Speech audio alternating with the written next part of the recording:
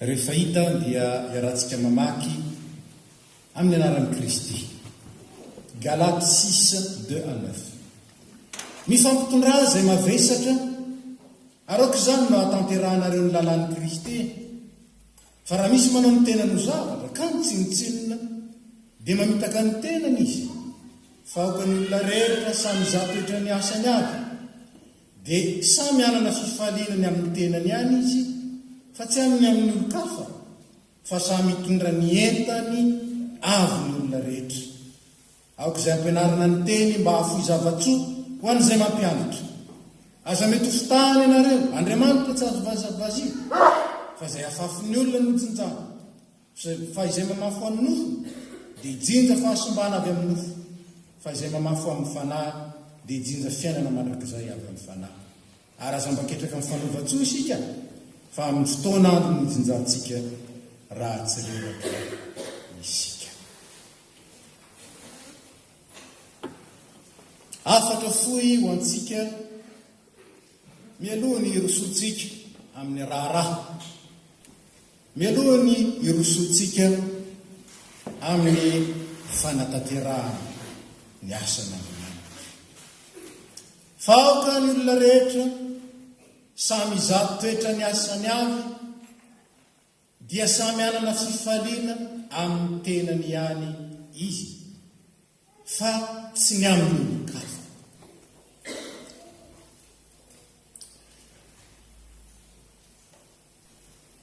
Mitodika amin'ny fiangonana manontolo ny tenako, ny tompoko amin'ny alalan'izany teny izany, fa mitodika indrindra amin'ny mpandray fanasan'ny tompo. Antsoina hoe mpikambana tompona andraikitra. Nahoana? Satria isika tsiraray avy dia olona nanao fanekena teo anatrehan'ny tompo, sy teo anatrehan'ny vatan'ny tompo dia ny fiangonana. Fa ny fiangonana dia vatan'i Kristy. Ny fiangonana tsy hoe fitambarantsika izao fotsiny, fa ny fiangonana dia ny tenan'i Kristy izay manatrika ety an-tany. Zao afatra apetraka Paoly izao dia mentefa indrindra amin'ny tsirairay avy, satria ny tsirairay avy no nanao izany fanekena masina izany. Tsy zaho no nanao fanekena ho anareo tsirairay avy, ary tsy anareo tsirairay avy no nanao fanekena ho ahy, fa isika tsirairay avy nanao fanekena teo anatrehan'ny tompo. Asa raha mba tsaroan'ny mpandray fanazan'ny tompo ny izany vadina tao izany. Mila indray tsarova. Fa ny zava-dehibe dia aka ny teksta isika hitondra hafatra teny. Ny voalohany izay antitra terin'ny Paoly izany eto, hafatra voalohany. Mifampitondra izay mahavesatra, arako izany no hahatanterahanareo ny lalàn'i Kristy. Mifampitondra. Mavesatra ny asan'i Kristy raha entina irery. Mavesatra ny fanompoana raha entina irery. Tsy vita ny asan'ny fiangonana raha ohatra ka ray na roa na telo na efatra na roapolo na telopolo fotsiny manao azy. Ary zany no mahafiangonana enan'ny fiangonana, ary io mambaran'ny fiangonana. Ka tsy fifanjanana io, tsy fijerena ny ataon'ny sasany io. Nanaiza ny mpitondra fiangonana io, faly mitantana nomeny hafa. Fa ny mpitondra dia tokony modely ao amin'ny fanomezana, modely eo amin'ny asa, mba hatonga ny hafa koa nanaraka azy. Kanefa ny mpitondra koa dia tsy apetraka fotsiny eny izy, fa raha ny fandaminana, ny fitondrana izay atao, ary zany koa dia endriky ny solidarité ao anivon'ny fiangonana. Tsy ho voafidy ny dekona dia ireo izy ireo manao ny asany, tsy fa raha mifidy ireo dekona ireo isika dia manoana azy koa, ary indrindra manaraka ny fandaminana sy ny fanitsiketsehana rehetra izay apetraka. Araka izany dia antsony Paoly mba ho amin'izany solidarité izany, ny fiangonana mba izaho toetra ny asa. Ny tena ny fiangonana fa ny tsirairay fa aoka ny olona rehetra mba ilazana koa zany aoka ny tsirairay ahy samy izaho toetra ny asany ahy dia samy anana fifaliana amin'ny tenany any izy fa tsy ny amin'ny olokafo. Zany nandrasan'ny tompontsika mba samy jeriny nataony fa tsy jeriny nataony hafa. Araka zany dia mitaky fandinihan'ny tena ny amin'ny finoana i Paoly. Ozy ira nanoratra ho amin'ny fiangonana tany Korinto izy fa aoka ny olona rehetra samy izaho toetra fa aoka ny olona mantatra ny tena. Korintianina 1:1. Aoka samy amantatra ny tena. Dia ho ihany izy ao amin'ny taratasy faharoa ny Korintianina ihany. Diniro ny tenanareo raha mitoetra amin'ny finoana ianareo na tsy izaho toetra ny tenanareo. Jereo raha tena mandeha amin'ny finoana na mandeha amin'ny fahazarana na mandeha amin'ny fanaon'ny olona na mandeha amin'ny fanao izao tontolo izao.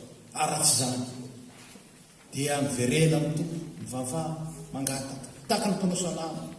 Dinio azy eo ka fantany izao toetra ny voko zao ny foko fanazavaina iteny mibetsaka teto fa ny foko dia le ivony fanapakevitra lalibaka. C'est le siège de la volonté. Zany fo io ka dinio afantarina dia jereo tsara inona ny tena motive ny ao anatiko, inona ny motive ahy ihany, inona ny motive ahy ho mpikambana ao anatin'ny fiangonana. Inona ary araka zany dia ampianariny tomposika ny amantatra hoe tsy ny fihetsepo fa zany fotsiny ny finoana fa ny finoana dia aseho amin'ny asa. Fa aoka ny olona rehetra samy izaho toetra ny asany avy dia samy anana fifaliana amin'ny tenany any izy fa tsy amin'ny olon-kafa. Samy izaho toetra ny asany ny tsirairay. Fa hoy Jakoba maty ny tena raha tsy misy fanahy ary maty toy izany koa ny finoana raha tsy misy asa. Ny finoana izay ananantsika sy ny fahaloran-tenantsika anaraka ny Kristy dia manositra antsika anino ampiseho zany mivaingana amin'ny asa. Jakoba 2:2. Dia zany mampitaterina eto. Tsy hoe kristianina, tsy hoe mpandray fanasany tompo, tsy hoe anatin'ny sambona, tsy hoe dekona, tsy hoe mpitana, tsy misy heviny zany. Fa miaina ny maha kristianina, miaina ny maha dekona, miaina ny maha mpitana, miaina ny maha mpianatra Kristy. Aseho amin'ny fanoratena sy ny asa. Ary dia misy vokatra, misy vokatra. Raha tsy Jehovah no manao ny trano miasa foana ny mpanao azy fa ho tahinana izay matahotra ny tany. Misy vokatra, misy vokatra ho an'ny tena ary misy vokatra ho an'ny fiangonana ny asa tao amin'ny finoana. Ary izany mampianarin'ny Paoly raha manohitra ho an'ny Efesianina izy raha vakitsika ny Efesianina 4:4 manontolo. Mila mitombo ny tsirairay avy satria ny fitombon'ny tsirairay no mampitombo ny fiangonana. Ary dia izany mihitsy raha te hitondra vokatra ho an'ny fiangonana isika dia tsy maintsy mamokatra aloha isika tsirairay avy fa tsy miandry ny hafa. Fa dia aza mbaketraka amin'ny fanaova-tsoa isika fa ny fotoana andro no jonjantsika raha tsy reraka isika. Zany ny fahamarinana ny tenin'Andriamanitra. Raha ao anatintsika marina tokoa ny fiombonana, ny fiarahana mitondra ny entana. Raha ao amintsika marina tokoa ny izaho toetra ny finoantsika, izaho toetra ny asa ny finoana ao amintsika dia afaka manantena ny tsirairay avy fa hahita vokatra. Ary afaka manantena isika fa hisy vokatra be eo amin'ny fiangonana ho voninahitr'Andriamanitra. Hivavaka isika. Saotranao izay tompo no ny teninao ny ray izay tianao ampiorenana anay. Ary ampiorenana anay amin'ny marina fa tsy amin'ny fihetsem-po na amin'ny teny pokaty. Ampiorenanao anay ho amin'ilay fanjakanao mandrakizay. dia ny fanjakan'ny fahatanterahana fa tsy ny fanjakan'ny nofinofo sy ny tetika ady tsy mitondra naizanaiza. Mangataka aminao ary zay manamasinanay amin'izany teninao zany ary randinika ny asanao zay daoko anatinay mandrakarivo ny anao zany tsy tony ny anao tsy ho anay tsy ho an'ny mpitondra tsy ho an'ny nizaniza fa ho anao rery any tompo ary dia hibanjina anao sy hikatsaka mandrakarivo ny sitraponao izany dia misaotra fa ny teninao ny mamelonanay naratsony Kristy. Amen. Miara-mitsangana isika setrin'izany tenin'Andriamanitra zany dia iarahantsika manonona ny fanekam-pinoana ka ny fanekam-pinoana fahatelo no tonontsika.